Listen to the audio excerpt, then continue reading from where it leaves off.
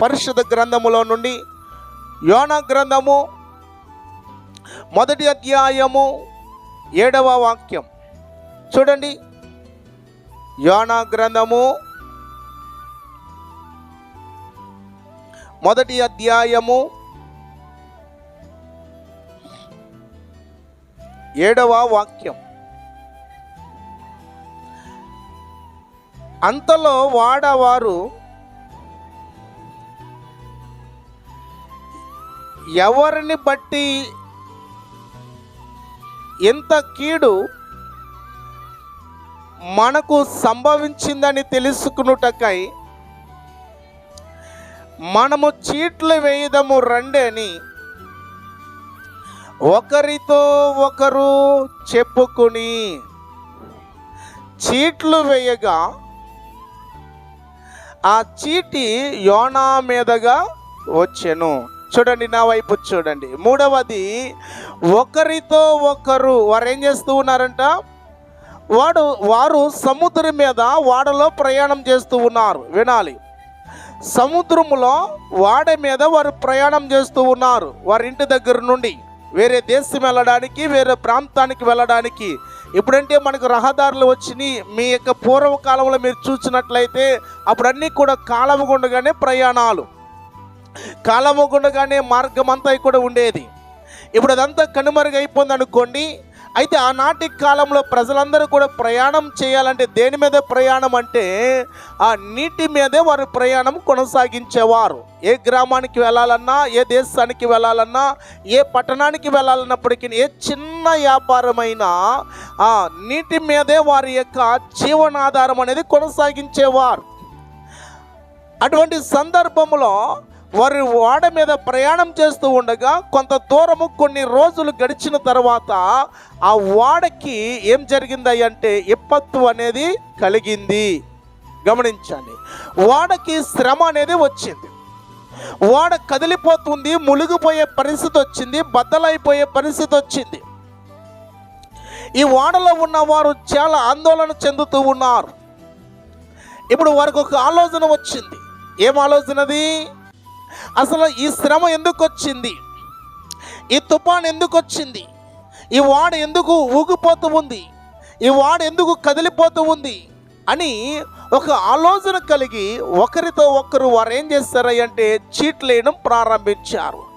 దేవుడి బిడ్డలారా, ఈ వాక్యాన్ని బట్టి ఈ రాత్రి మనం ఏం నేర్చుకోవాలి అంటే, భౌతికంగా ఆ వాడే నీ ఇల్లు అయితే, ఆ సముద్రమే లోకమైతే, ఈ లోకములో ఉంటున్న నీ ఇంటిలో, నీ కుటుంబంలో, ఆ సముద్రం అనే లోకములో ఆ వాడికి ఏ విధమైన శ్రమ వచ్చిందో, ఆ వాడికి ఏ విధమైన కష్టం వచ్చిందో, ఆ వాడికి ఎటువంటి ఇబ్బంది వచ్చిందో, నీ కుటుంబంలో కలిగిన నీ ఇబ్బంది, నీ ఇరుకు, నీ ఆటంకాలు, దానికి కారణం ఏమిటో తెలుసుకోవాలి.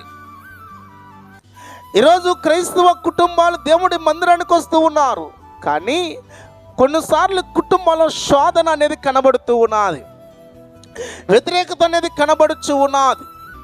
కొన్నిసార్లు భరించలేని కష్టాలు, కొన్నిసార్లు మొయ్యలేనటువంటి భారాలు, ఏమి తోచలేని ఒక అడుగు కూడా ముందుకు పడాలంటే ఇబ్బందులు, ఇరుకులు కొన్నిసార్లు ఆ కుటుంబంలో వస్తూ ఉంటాయి. అయితే ఏం చేయాలో తెలుసా? ఎందుకు ఇలా సంభవిస్తూ ఉన్నది? ఎందుకు ఇలాగా నా కుటుంబం మీద వేలుబడి చేస్తూ ఉన్నది? ఎందుకు నా కుటుంబంలోనికి, నా కుటుంబ పరిస్థితుల దిగజారిపోతూ ఉంది? ఎందుకు నా కుటుంబం మీదకి ఇటువంటి దాడి జరుగుతూ ఉంది?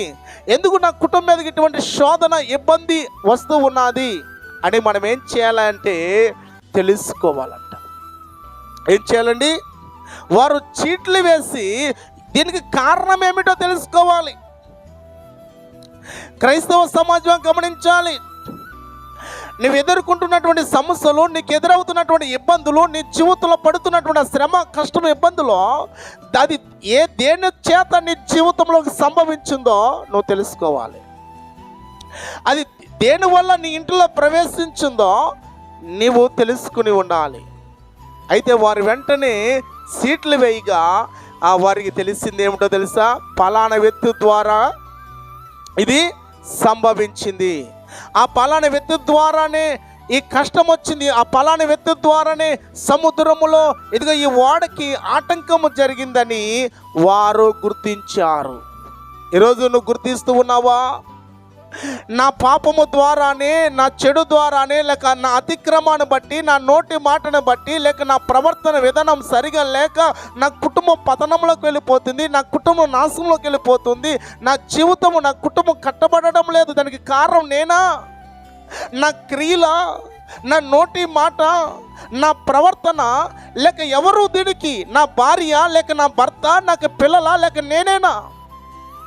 దీనికి మూలం ఏమిటి అని ఏం చేయాలండి? తెలుసుకోవాలి. సముద్రం మీద ఓడ ప్రయాణం చేస్తూ ఉండగా ఓడకి అలజడి రాగానే ఓడలో ఉన్నవారు ఏం చేశారు? కేకలు, అరుపులు వేయలేదు. దీనికి కారణం ఏమిటి? సాధారణంగా ఏమనుకుంటాం మనం? మొబ్బట్టిందిలే, తుఫాను రేగిందిలే, గాలివాన వస్తుంది కదా, అందుకే సముద్రం పొంగుతుందిలే, అందుకే అలలు వాడను కొడుతున్నాయిలే అని సహజంగా మానవ జ్ఞానముతో మనం పలుకుతూ ఉంటాం కదండి. వారు అలాగనుకోవచ్చుగా, వారు అలా అనుకోలే. ఎలా అనుకున్నారంట? ఇది ఎందుకు వచ్చింది ఒకసారి ఆలోచించాలి మనం. ఇది ఎందుకు వచ్చింది? దీనికి రావడానికి కారణం ఏమిటి? నా కుమారుడు మార్పు చెందబోవడానికి కారణం ఏమిటి? నా భర్త రక్షించబోవడానికి కారణం ఏమిటి? ఏమండి, నా బ్రతుకు మారపోవడానికి కారణం ఏమిటి? నా కుటుంబం ఎదగపోవడానికి కారణం ఏమిటి? నా కుటుంబం దిగజారిపోవడానికి కారణం ఏమిటి అని కారణాన్ని మనం వెతకవలసిన వారమై ఉన్నాం.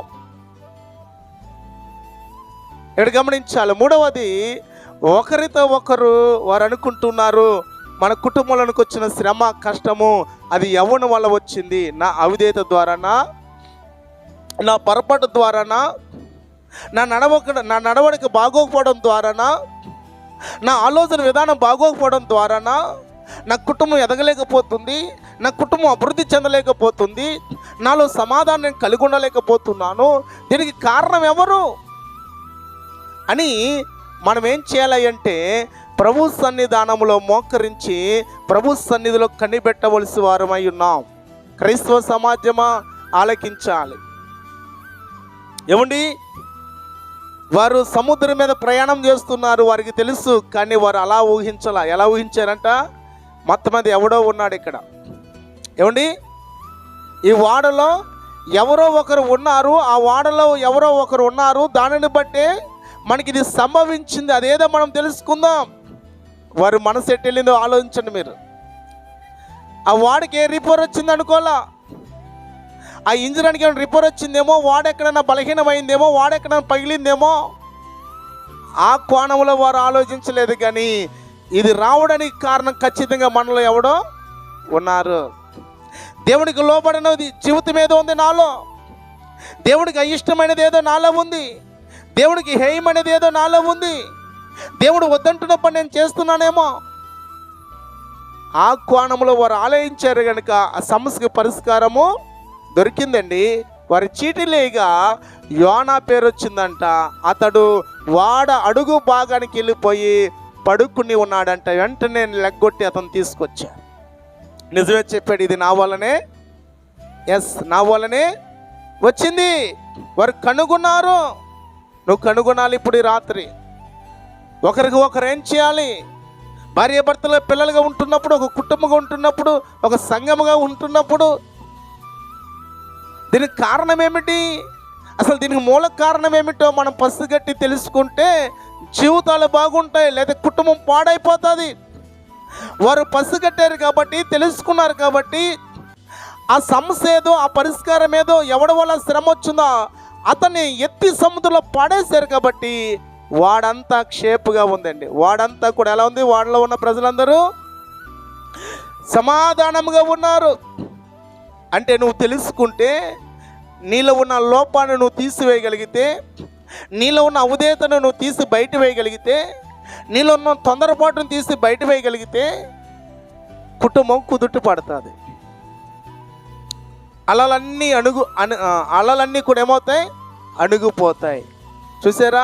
అలలన్నీ ఏమైపోయినాయి? అక్కడ అణుగిపోయినాయి. ఎప్పుడైతే ఆ లోపాన్ని తీసి ఎత్తి సముద్రంలో పడేశారో అక్కడ సమస్య పరిష్కారము అయిపోయిందంతే.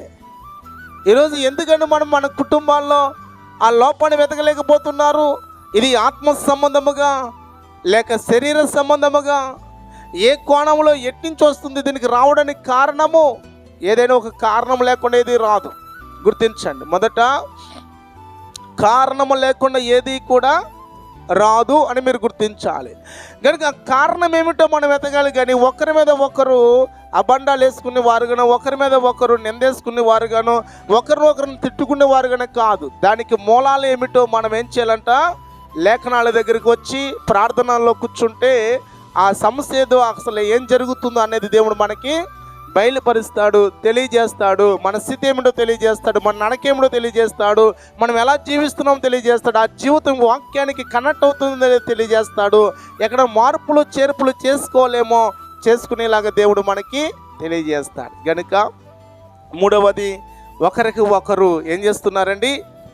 కుటుంబంలో సమస్య వచ్చినప్పుడు దాన్ని సాల్వ్ చేసుకునే వారిగా ఉన్నారు, కానీ వాడను కూలగొట్టుకునే వారిగా ఉన్నారా? అమ్మ చెప్పాలి నాతో. వాడను పాడు చేసుకునే వారిగా ఉన్నారా? కుటుంబాలు ఇడిచిపోయే వారిగా ఉన్నారా? ఈరోజు చూడండి, సమస్యను తొలగించుకోలేక మనుషులు చచ్చిపోతున్నారు, భార్యాభర్తలు విడిచిపోతున్నారు, లేక భూమిని విడిచి వెళ్ళిపోతున్నారు. సమస్యను తొలగించాలి కానీ మనిషి తొలగిపోకూడదు. దేవుడి వాక్యం చెబుతూ ఉంది. కోడలు కావచ్చు, అత్త కావచ్చు, మాంగారు కావచ్చు, ఒక కుటుంబ వ్యవస్థలో ఉన్నప్పుడు, లోపాలు ఉంటున్నప్పుడు, సమస్యలు వస్తున్నప్పుడు, శోధనలు వస్తున్నప్పుడు, వ్యతిరేకతలు వస్తున్నప్పుడు దీనికి మూలాలు ఏమిటో తెలుసుకొని ఆ మూలము కలిగిన ఆ సమస్యను చంపివేయాలి. కానీ సమస్య అలాగే ఉంటుంది, మనుషులు ఉంటులా. గనుక ఈ రాత్రి దేవుడు చెప్తున్న పాఠం ఏమిటయ్యా అంటే, మీరు ఒకరితో ఒకరు ఎలా ఉండాలో దేవుడు మనకు చెప్తూ ఉన్నాడు. అందులో మూడవది, నీ కుటుంబములో పరిస్థితి వచ్చినప్పుడు దీనికి కారణం ఏమిటి అంటారు కదా. దీని వెనక చాలా బలమైన ఒక కారణం ఉంది అంటారు. ఎదరేమో ఒక మాట మాట్లాడతారు, ఆ మాటకి దానికి వెనక చాలా అర్థము ఉంది అంటారు. చాలామంది గ్రహించేవారు గ్రహించగలుగుతారు అనుకోండి. కనుక ఈ రాత్రి నీ కుటుంబంలో మన యొక్క కుటుంబాలు ఏదైనా ఒక సమస్య వచ్చినప్పుడు దానికి మూలం ఏమిటో ప్రభు దగ్గర ప్రార్థనలో ఉంటే, వాక్యము దగ్గరికి రాగలిగితే దేవుడే నీకు జవాబుని ఇవ్వగలుగుతాడు. ఇదిగో ఈ రూట్లో వెళ్ళు, అది నీకు తొలగిపోతుంది, ఈ రూట్లో వెళ్ళు, నువ్వు దాన్ని సరి చేసుకోగలుగుతావు అని దేవుడు మనకి తెలియజేయగలుగుతాడు. అప్పుడు కుటుంబం బాగుంటుందండి. వాడలో ఉన్న వారందరూ క్షేమముగా ఉన్నారు. దేనివల్ల వచ్చిందో దాన్ని తొలగించుకుంటే వారందరూ చక్కగా ఉన్నారు. మంచిది. ఇంకా ముందుకు కొనసాగుదాం. సమయ పాలన బట్టి ముందుకు వెళదాము.